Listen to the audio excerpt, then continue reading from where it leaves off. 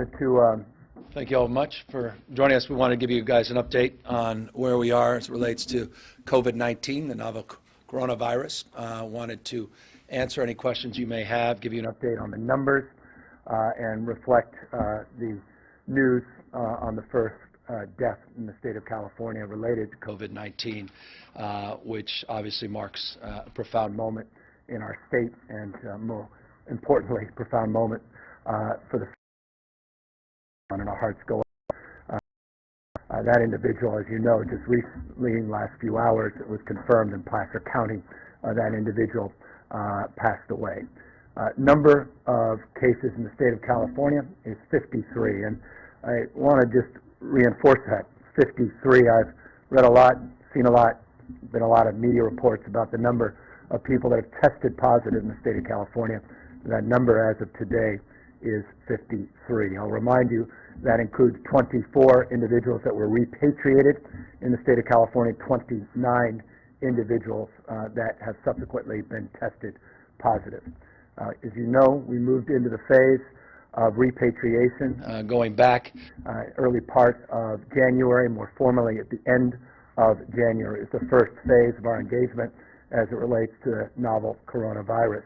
The second phase of that was monitoring people that had come through both San Francisco International Airport as well as LAX. That number at the time, you may recall, we estimate that number to be closer to 9,400 people that we are monitoring in over 49, in fact, directly 49 counties in the state of California. So first phase of our engagement on the coronavirus, repatriation. Second phase, the monitoring of people that came in on commercial flights through those two international airports, and those are currently being monitored, again, by 49 jurisdictions in the state of California. That number now 100 people now, I'd be lying that if we I are said monitoring in over 49, there were some good days, 49 counties in the state of California. So friends first that the cancer phase won't of our kill me. engagement on the coronavirus, repatriation. Second phase, the monitoring of people that came in on commercial flights through those two international airports, and those are currently being monitored, again, by 49 jurisdictions in the state of California. That number now totals 9,400. Third phase was last week or so, first community spread case in the state of California, here in Northern California. And as you know, community spread is no longer just the northern part of the state. We've had a number of incidences throughout the state of California, no longer north, now in Southern California. We have accordingly, with this new ICU patient that passed away, entered into this next phase that has required me, under the circumstances, to advance a proclamation of a state of emergency in the state of California. This is not something that I say hyperbolically and shouldn't be reported as such. It would be incredibly misleading. The proclamation is to serve to help advance our resources, to loosen up our regulatory environment, to provide some clarity in terms of jurisdiction and oversight capacity as it relates to the access and utilization of state properties, be it fairgrounds or other state properties, and allow us to preempt local land use if indeed we feel that is appropriate. It allows us on the competitive bidding frame to move forward with our kind of procurement that's necessary with the sense of urgency on medical supplies or other monitoring or suppression efforts that would allow us to move forward without any hurdles. It allows us accordingly to share data in a way that is, I think, advantageous to addressing the spread and making sure that all of our jurisdictions, local, regional, state, and federal partners are sharing that same information. It allows us travel capacity both on the EMS, emergency medicine side, as well as more broad travel capacity, and allows us to access out-of-state talent. Individual that passed away in Placer County, as you may have heard a few hours ago, was on a cruise. That individual went to a cruise or went from San Francisco down to Mexico and back in February 10th to February 21st. That individual came back with a number of others into not only the Placer County area, but many other folks were on that cruise that passed away in Placer County, as you may have heard a few hours ago, was on a cruise. That individual went to a cruise or went from San Francisco down to Mexico and back in February 10th to February 21st. That individual came back with a number of others into not only the Placer County area, but many other folks were on that cruise from the state of California. By one estimate, over 50% of the passengers, which total roughly 2,500 passengers, that does not include the crew, are Californians. We are working very closely with CDC and working closely with our healthcare partners up and down the state of California to contact all of the individuals from the manifest. We are in possession of the manifest of those passengers from that cruise, and working with our local partners, they will be contacting people in their jurisdictions in every part of the state of California. Those that are not California residents, the CDC is advancing protocols to do the same for folks that reside in other parts of this country, and we are assessing how many people were on that cruise from other parts of the globe as well. What is important for you to know is the following. That cruise that ended on the 21st, that same ship set sail a few days later to Hawaii. That cruise ship is making its way back towards the state of California, specifically back to the city and county of San Francisco. It was due to arrive this evening. That ship, we've requested to be delayed, the arrival to be delayed, and the ship is currently off the coast. And currently, that ship is now being delayed to provide ample opportunity for the CDC, partnership with Coast Guard and with state health officials to conduct tests, because we have a number of passengers and crew members that have developed symptoms on this cruise ship. It's a Grand Princess cruise ship. As a consequence, we are going to be flying testing kits to the cruise ship, and we are going to be sending those quickly back to the state, and primarily to Richmond lab, where we'll be able to test very quickly, within just a few hours, those samples to determine whether or not these individuals that are symptomatic just have traditional cold or flu, or may have contracted the COVID-19 virus. We also will expand the testing protocols to even more passengers, as there are a number of passengers that held over from the Mexico trip and made their way on to the second cruise into Hawaii. So we are availing the testing protocols not just to those that are symptomatic, but also to address some of the anxieties of those previous passengers that are holdovers on the second cruise. So we're holding that ship, which is thousands of passengers as well, off the coast, and we'll be conducting those tests. We're getting those test results back. We are working very collaboratively with the federal government and the CDC on the manifest of those passengers that disembarked in the state of California, particularly, as I said, those residents. And that sort of led ultimately to the conclusion that a proclamation of a state of emergency would be appropriate under the circumstances. This proclamation, I want to point out, is not about money. It's about resourcefulness. It's about our ability to just add tools to the toolkit. We are well-resourced in the state of California. I cannot say that enough. Oftentimes, when you do a declaration of emergency, particularly on wildfires, it's to draw down federal resources. We already are the beneficiary of an announcement that we received today of $37 million of emergency grants that are forthcoming in the state of California. This part of the $8.3 billion appropriation that was approved by Congress today. And as you know, I've mentioned on multiple occasions, the state always anticipating the need to set aside emergency dollars, had $20 million set aside in our emergency fund. We're working with the legislature to get clarity on the ability to utilize those dollars. But we're early in the fiscal year, and as a consequence of being early in the fiscal year, people have ample budgets in this space. So again, money is not the issue for the state of California, but we are very blessed by the federal response and the good work of Speaker Pelosi and our congressional delegation to allow California to be well-positioned and well-resourced at all levels of government, not just the state, but substantively local level, to address this challenge head-on. So that's a lay of the land, broad strokes. It is a dynamic situation as it relates to the cruise ship, but nothing that should be alarming.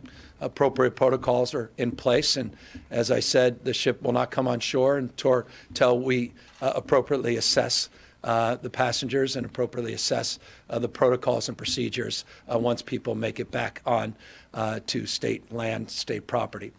We are working closely with the City and County of San Francisco, their Port Commission, and of course the mayor and mayor's office, and are grateful for their support and for their reasoned response to this. And as I noted, I want to just acknowledge that with 53 tested cases positive, this is no longer isolated in just one part of our state. This is broadly shared as a burden and responsibility up and down the state. And I want to thank local leaders, including those that today, I think wisely and appropriately advanced a similar proclamation in the city and county of Los Angeles. Many other cities have done the same over the course of the last few weeks. One of the provisions of our proclamation of a state of emergency allows for the ability for the local emergency declarations to extend without having to constantly be updated, as is the case under statute every 30 or 60 days, depending on the jurisdiction. This would extend those as permanent through our executive order, or rather through our proclamation, and more broadly, the stated goals of that proclamation. One final point I want to make, and that is something that is being highlighted. It's a point of consideration and concern, and that is price gouging that we are seeing. As you may have noted, we are seeing literally small hand sanitizers like this going for much as $17. I've seen some online for even more. That's unconscionable. That's usurious.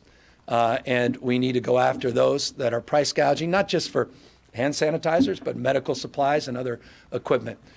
This proclamation substantively allows for that to be addressed with the kind of urgency that is appropriate for the moment at the level of the Attorney General. There'll be a consumer alert going out to make sure that we are aggressively monitoring that kind of price gouging. And I just want to the extent it's of interest, I want to acknowledge Amazon to their credit. We were critical of some of how their platform was used and some of these products that usuriously were priced. Amazon immediately got back to the state of California and are working cooperatively to go after those that are taking advantage of customers that utilize their platform. That's the spirit which we were hoping to see, and we hope other platforms provide similar response and responsiveness to address the price gouging that we may be experiencing, not just in this state, but across the country. So that's the update. I am here with the team that we have assembled, Dr. Galley, Dr. Angel, that will talk more specifically about protocols and procedures. I want to just make one final point, and that is we remain very pleased with our federal partners. And I say that because it needs to be said. We are well resourced as it relates to tests now. That was not the case. That was a point of critique, of concern in the past, but we have over 5,904 tests as of this morning that we can access with absolute confidence that will draw down as those tests are used and conducted. We're able to draw down more federal support in that space. That's just an important update because that, again, remained a point of concern just a week or so ago. Now it's a point of complement as it relates to CDC allowing the availability of those tests, as well as the addition now of 14 labs in the state of California that are allowed to conduct those tests. That number will increase over the course of the next few days. It's 14 today. I expect that number to go as high as 20 in the next number of days. And we are also looking to resource our incredibly rich university system and research system and the protocols and procedures and incredibly well-established work they're doing in genomics as well to amplify those efforts. There'll be more on that over subsequent briefings, but just know every resource in this state is being tapped in that respect, and we are blessed to have a wealth of those resources here in the state of California. So with that, I'll move it over to Secretary Galley, who will talk more specifically and update you, and of course we're here to answer any questions when we're done. Thank you, Governor. Mark Galley, Secretary for Health and Human Services. I want to start by sharing my deepest condolences on behalf of our entire agency with the family of the patient in Placer. We knew this sad day would come. We are not unprepared for it. Today's proclamation does prepare us even more than we were before. We are able to more methodically work in a consistent way across the entire state with those health partners that the governor mentioned, whether it's the hospital systems that we all trust, the providers and the clinics in the community, or our public health partners across every single county in the state. The ability to push out consistent guidance around many of the issues that we know we need to be prepared for comes with this proclamation. The ability to continue the ongoing work with the CDC and other federal partners to assure that we have access to the federal stockpile for supplies when Californians run short is a very important assurance that we have, as the governor said, enhancing our toolkit. The ability to work with the most vulnerable populations as we learn more about COVID-19, and the fact that older Californians are more vulnerable than younger Californians, that specific populations that don't easily isolate or have easy social distancing measures, we are standing and preparing to provide some of those solutions. So in aggregate, we know today that COVID-19 is still a disease that most people who get it do not experience severe symptoms. But we recognize that in certain regions and in certain populations, they do experience more severe symptoms and require our hospitals and our clinical delivery system to be prepared for that. We continue to work on our pandemic plan for the state, modeling exactly what we expect to see in the days, weeks, and months to come, and preparing for those scenarios. We are working hard with the specific hospitals in counties where we're seeing cases now, and preparing to work with additional hospitals and systems across the state as we anticipate more cases to emerge. Issues like the cruise ship and today's important development with being able to work with more local partners with specific lists of patients or people who may have been exposed to individuals who are positive for COVID-19 becomes easier because of the proclamation. Reaching back out to the federal government for supplies, personnel, and funding is an important part of what we are doing now. I want to thank all of our public partners in the local public health departments. They have been with us along the way. The governor mentioned the great relationship with all of our federal partners. That continues. Regular calls with the director of the CDC and all of his leaders on how we assess our situation, how we ensure we have all of the supplies, and using the best knowledge across the nation. The governor mentioned the wealth of knowledge and interest we have among our very innovative Californians. We have welcomed a lot of great interest and ideas, and we are working with a number of people across the state to make sure that our already robust system can be as great as California can expect. I want to remind you that COVID-19 although we are here talking about our first death, that we know so many people who are going to be positive will not be this sick or nearly as sick as many of the folks we're reporting on in the press and in other reports. That we continue to urge people who are wondering if they are infected, who have mild symptoms or even moderate symptoms, to call their public health department, their provider, their hospital system first, so that they can receive guidance as to whether they should come or whether they should stay at home. And that if they do come, that we're able to accept patients in a very specific way, so we know that we keep staff, our facilities, and the patient as safe as possible. There are a number of other things that Dr. Angel will raise in just a moment about common sense things that we continue to urge people to do.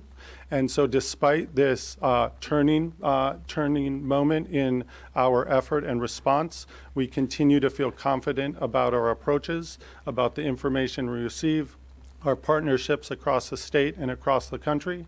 And we look forward to ongoing updates as we invest time and energy into pushing out guidance to folks across the state, not just those in the health delivery system, in the public health system, but to all Californians so they can stay abreast with this important situation. And so with that, I will turn it over to Dr. Sonia Angel, State Public Health Officer and the Director of the California Department of Public Health.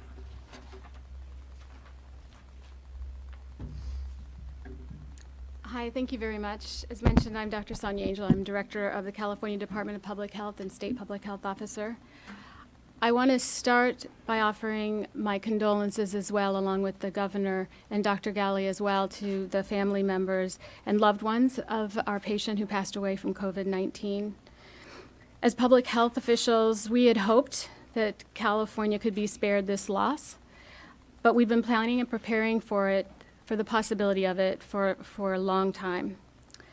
Currently, as mentioned, California now has 53 confirmed cases. These cases do spread out across the state, but I want to really emphasize that for the health of the general public in California, the risk remains low. I know and I acknowledge that in Placer County this morning, the local health official noted that the risk in that community increased. This is a quickly evolving situation, and just as infectious diseases move across different populations at different rates, that indeed is also happening here. So while the risk to the health of the general public in California remains low, I encourage you to pay attention to notices from your local health authorities regarding the risk in your community. We will also alert you as risk changes in communities over time, but this is also not unexpected. As always, there are common sense precautions that we recommend that everybody take to protect themselves. These are things that we've been taught for a long time, and they apply here and now as they always have applied. And that is that you cover your mouth when you cough or you sneeze, you wash your hands frequently, and if you don't feel well, stay home. That's good for you. It's also good for your friends and neighbors, for your fellow employees, and for all of us. As Dr. Galley mentioned, I also want to just emphasize that if you don't feel well and you're concerned that you may have symptoms of COVID-19, that you indeed call your health care provider or your county health official first. Do not go directly to the hospital. It's very important, or to your doctor's office. It's very important that they understand your symptoms and they can advise you from there what the most appropriate thing is to do. Thank you. Thank you. And I want to bring up our OES director, who will talk about our pandemic planning and the tabletop exercises that are underway and the work we're doing to run scenarios on surge capacity, on procurement strategies, logistics, and the like, to give you a sense of the totality of our preparedness as it relates to this issue. Good afternoon, Mark Ghilarducci and Governor's Emergency Services Director. Let me just start off by first joining the other speakers, offering our heartfelt condolences from the men and women of the Office of Emergency Services to the gentleman that passed this morning. Let me begin by saying, in the overarching efforts of coordinating the state's response and supporting the lead agencies, the Department of Public Health and our Health and Human Services Agency. We have brought together the various elements of the state family across all the state enterprise, begin the process of evaluating the existing pandemic plans, reviewing the capacities and the capabilities that exist within the state family through our partnerships with private sector and through our partnerships with local government, in our ability to make sure that in the various phases that will be occurring in the coming days and weeks, that we remain out in front of this particular situation as it continues to evolve. We know that this is a complex and evolving situation, and each day we are getting new information, but we're also anticipating that information so that we remain in a place where we are ready to respond effectively and in a coordinated fashion by pushing out appropriate supplies and commodities. And then in the event that more broader activities or actions need to take place, we'll be ready to message those appropriately and support the communities and all of the public in California at large. Our State Operations Center was activated on Monday. We're going to be broadening that State Operations Center activation by tomorrow. Our federal partners from the U.S. Coast Guard and FEMA and the CDC will be embedding with us in our State Operations Center. There are a number of local operation centers that have also been activated. We're supporting those local emergency operation centers with coordination calls and information. We've actually deployed personnel out to embed with those local emergency operations center. And we've received proclamations from at least 9 counties now throughout the state as they are responding to events that have taken place within the community associated with COVID-19. We're regularly doing conference calls with all of our both public health officials and our emergency management directors throughout all the counties in the state. And we're coordinating closely with our fire, law enforcement, and emergency medical services partners to ensure that they have all of the critical guidance and information that is necessary. And we looked at and are updating all the existing guidance we have to meet the current circumstances as they continue to evolve. Again, remaining out in front of this, being able to push out guidance, and there'll be continual guidance coming out for public safety, for schools, for healthcare workers, et cetera, through the Department of Public Health, et cetera. Over the last couple of days, we have begun to actually provide commodities to local governments that have made the request, predominantly N95 respirators for healthcare workers and other public safety personnel. We'll continue to do that, but there's a multitude of other cascading and complex needs, and so we are working closely with our local governments to meet those as necessary. Let me just close by saying that this is sort of a marathon, not a sprint. We're going to continue to be positioned to basically respond accordingly, and we really I ask that all Californians listen to your local public health providers. Make sure that you follow directions of basic hygiene, hand washing. Make sure it's a good time for all families in California, individuals, to check their emergency plan. Make sure you have supplies, the things that are necessary, like we normally talk about here in California. You live in sort of a disaster-prone state, and so we always talk about preparedness, and it's a great time to review your personal preparedness plan. So with that, I'll turn it back over to the governor. Thank you. Just 2 additional points, and we'll happily answer any questions. Obviously, it needs no explanation, particularly with the difficulties and tragedies that have occurred in, north of us in our neighboring state. We are particularly focused and overlaying disproportionate amount of our energy on nursing facilities, senior centers, other congregate living facilities as well, for people with developmental disabilities and the like. I was pleased to hear Vice President Pence speak to that as well today. So it's a focus frame of urgency. The federal government certainly is from the state of California's effort, and we are working very closely with our partners in that space, as obviously the vulnerabilities are much more acute for our seniors. I also want to make a point, someone who spent roughly half my life in Placer County.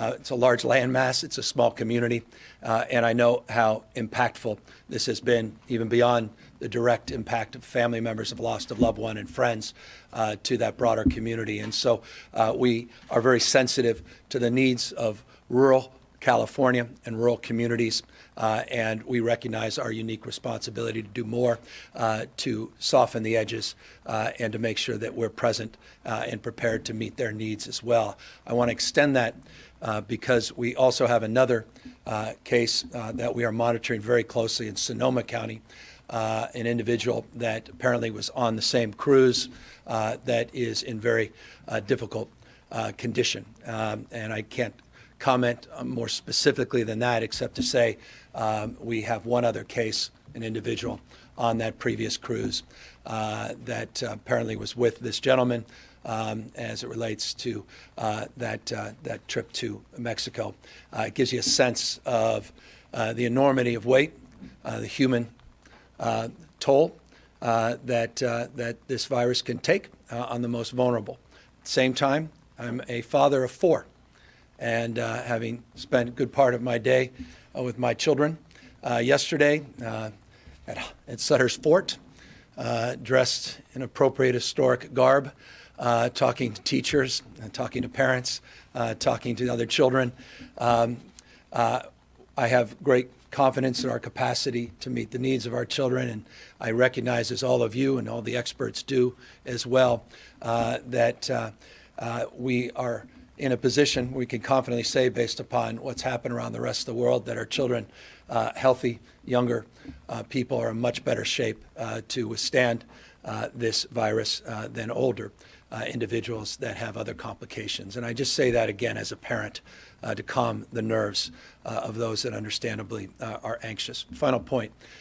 We are assessing, because I inevitably imagine you'll be asking about issues of social isolation, issues around our sense of safety of people being in large crowds and the like. We're not in a position to make any pronouncements or directives or recommendations in that space as it relates to the current status of the virus in the state of California. As I said, it's taken many shapes, and all of them, I'll repeat, all of them were anticipated, and all of them have occurred in the kind of sequence that has given us an opportunity not only to prepare, but to respond. And so I just want folks to know that none of this takes us, sadly, by surprise, including the tragic loss of life today in Placer County. I'm pleased that the task force, the federal task force, will be convening in Washington State, and we look forward to continuing our work in partnership with the federal task force, and again, the remarkable partnership that we have well established with the CDC. We're happy to take any questions. Governor, any further consideration of more emergency regulations on cruise ships or ports along the California coast? Now you have this one cruise ship being held off the coast, but the conversations about after that?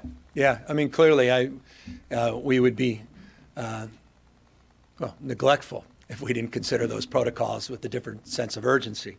I mean, there's just the magnitude of having a manifest with thousands of individuals, of which a majority are residents of the state of California, and of course, then the rest all across the country, that matter around the rest of the world. That's in addition to the number of crew on this ship, I think do require different protocols and procedures and consideration, particularly in ports of call like the state of California, up and down our coast, and obviously other parts of this country. So that is certainly being reviewed with a deeper sense of urgency in real time. And I can assure you there's a reason that we didn't want the ship in the port of San Francisco in the state of California this evening, as was anticipated earlier. And we are working very closely to establish those new protocols in real time. Is there a timeline or a goal to have the Grand Princess fully assessed and tested? Yeah, we'll be able to get the testing kits out there very shortly. We'll be flying them out off the coast As I said, we're now into a turnaround of roughly 4 hours for testing. We have testing facilities just right here in our own backyard. We have multiple testing facilities, but the one likely to be utilized happens just to be in Richmond. We'll be able to get those tests back. We have a few hundred that we'll be sending out in the first tranche, and we're working very closely with the CDC on establishing those protocols, Coast Guard as well.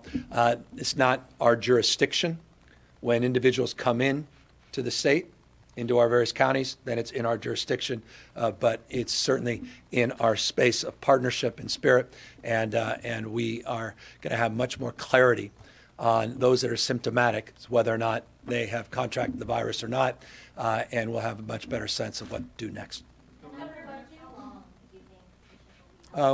Once these tests are conducted, we'll get those back within hours, and then we'll make an appropriate assessment.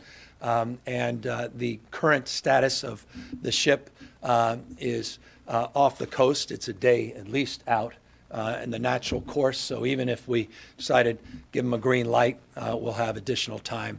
But this will provide as much time as needed to secure the safety of everybody on board, secure their health, and then more broadly, the community that potentially could be impacted by thousands of people disembarking and then going to many ports of call through airports, large and small, not only throughout the state of California, but all across the rest of the United States and around the rest of the world. Governor, passengers who have already returned to the state and were not still on that ship, Yes. Are there concerns about whether we can actually contain this? Well, as I noted, there's 2 individuals, one that tragically lost life, another that we're monitoring that we know were on the ship, that were on the manifest, confirmed. And we are monitoring. I think you may have heard a number of people from Placer County, particularly, were on a tour that were on the bus coming off the ship, off the cruise. And so those are particular interest. And I want to just let the folks know they may be watching this on the evening news themselves, learning about tragic death of someone they were on the cruise with that may not have been contacted, to contact their local health department, and we will quickly assess their needs and provide the appropriate support. By the way, I want to remind people one of the more significant announcements was made today as it relates to the essential benefit now of a lab test. That's been an impediment for people that don't have resources to want to even access the test because they can't afford it. So I want to remind people in the state of California, our Medicaid in California is Medi-Cal. If you have Medi-Cal, it's reimbursed. If you have Medicare, it's reimbursed. If you have a private health plan, it's now an essential benefit. It's reimbursed. That is very significant. So people should not feel any anxiety about requesting and demanding the test. And the reason we are so focused on tests is we want point of contact diagnosis made available everywhere, and getting these tests out. Not only the kits provide multiple individual tests, and getting those across our health delivery system is critical and gives us a better sense of what we're up against. Accordingly, there will be a point in time where it'd be nice to do community surveillance so we can more broadly assess community at large, not just individuals that have symptoms that are requesting the test. We will not know the scope of this until we broadly test, not just individuals that self-identify themselves as in need of a test. And I think this is a critical next phase and part of the conversation everyone should expect we'll be having. But we have the resources, we have the capacity. By this evening, we will have contacted every county health official that has someone that came off this cruise that has appeared on the manifest. They will have their contact information, and they will begin the process to contact those individuals. That is not an easy job. I'm not naive about the scope of quite literally hundreds and hundreds of people, but we have the capacity to do it.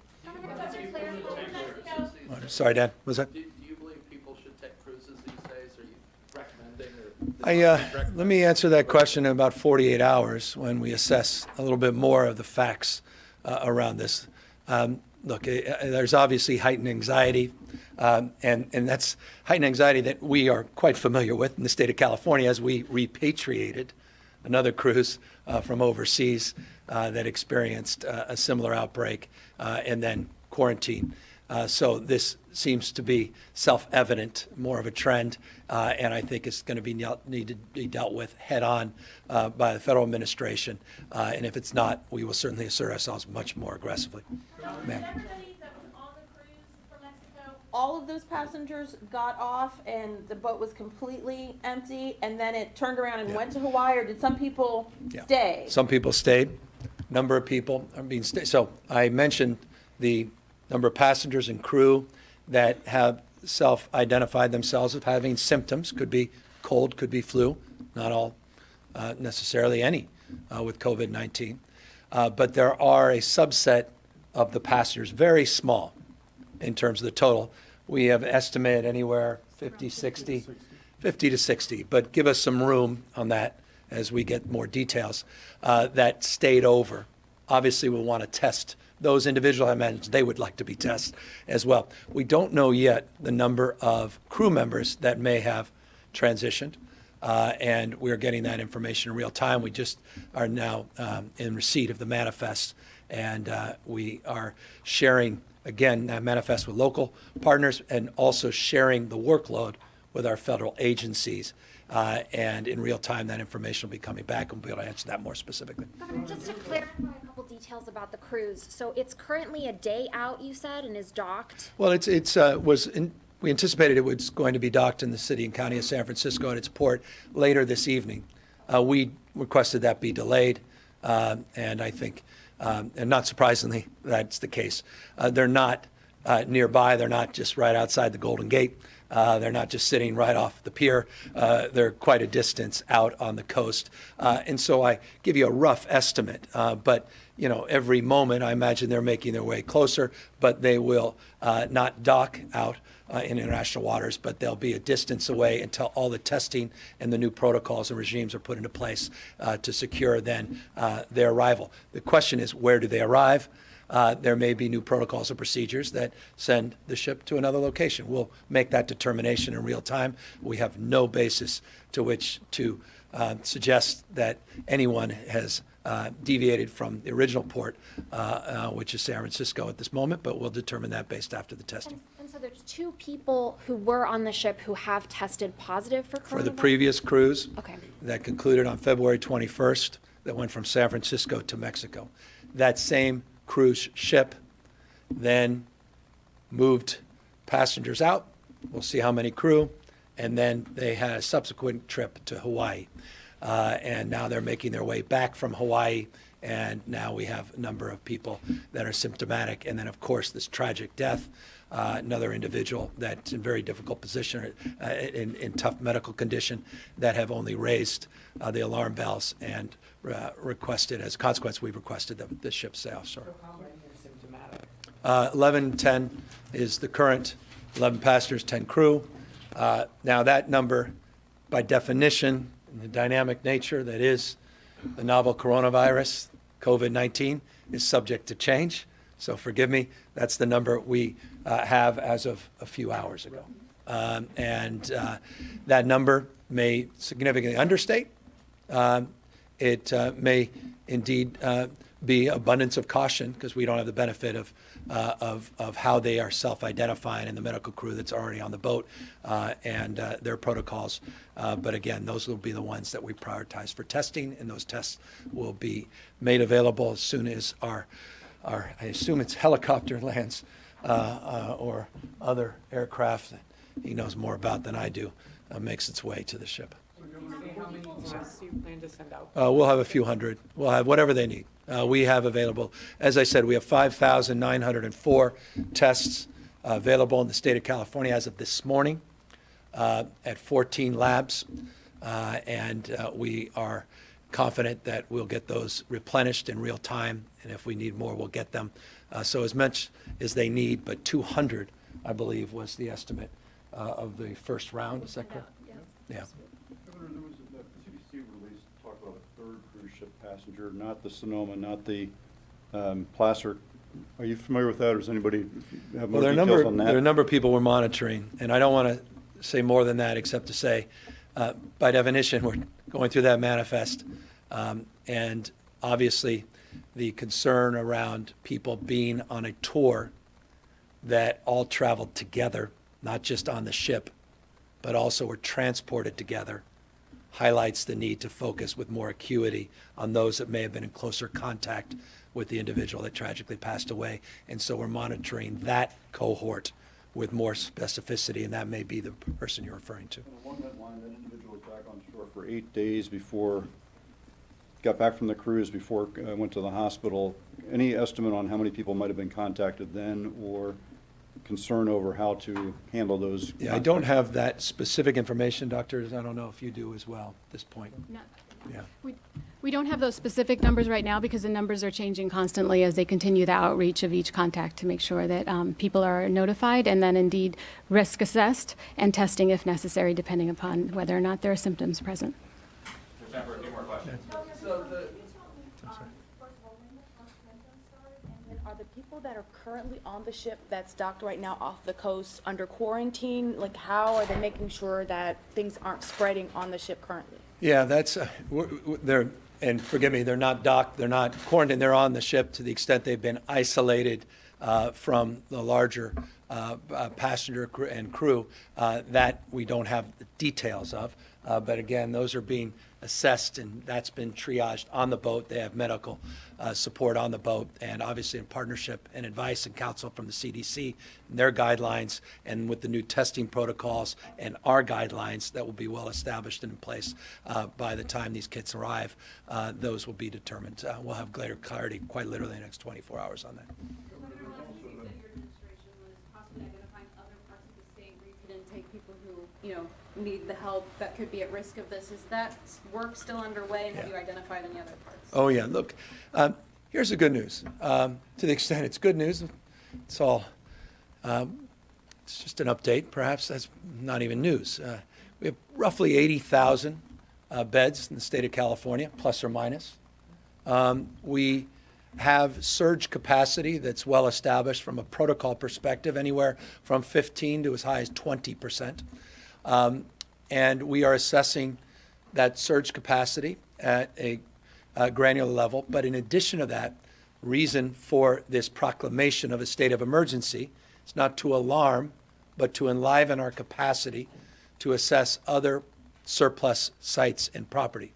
We first look at triaging those individuals that are currently in the system as the top priority.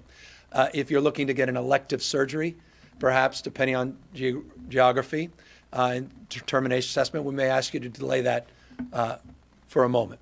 If you don't necessarily need to be in an acute setting and you're in a campus-like setting, many of these hospitals associated with other buildings, we would look to assess that capacity.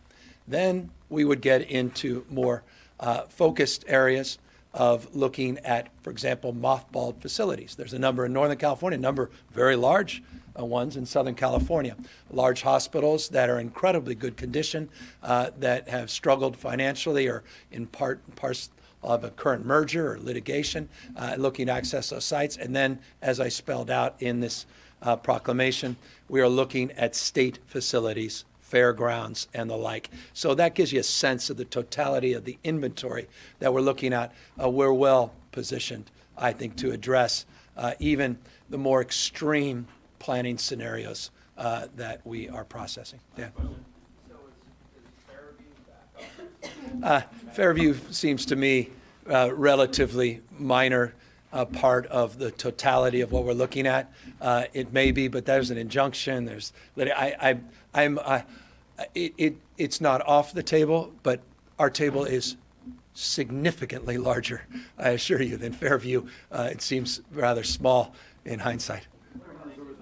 Hospital. It's Sonoma State Hospital. We're looking, I don't want to prescribe any specific because there's a process to which we adjudicate the benefits and we don't want to surprise people. And we're looking organically bottom up for that assessment. And the reason why is the protocols that are already in place require these surge assessments to be part of local pandemic planning. So they already have their protocols. They'll present those to us.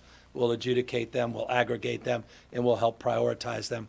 So that may not be part of the larger menu. All right, thank you. The development today was the airport protections with the screener, the health screener down at LA. Any steps on that individual? Any concerns about the potential spread from aircraft? Yeah, I don't have any now? specific information about that individual, and none of us do at this moment. We're happy to update you on that as it avails itself, the information does. With that, we appreciate your attention, and we'll see you soon. Thank you, guys.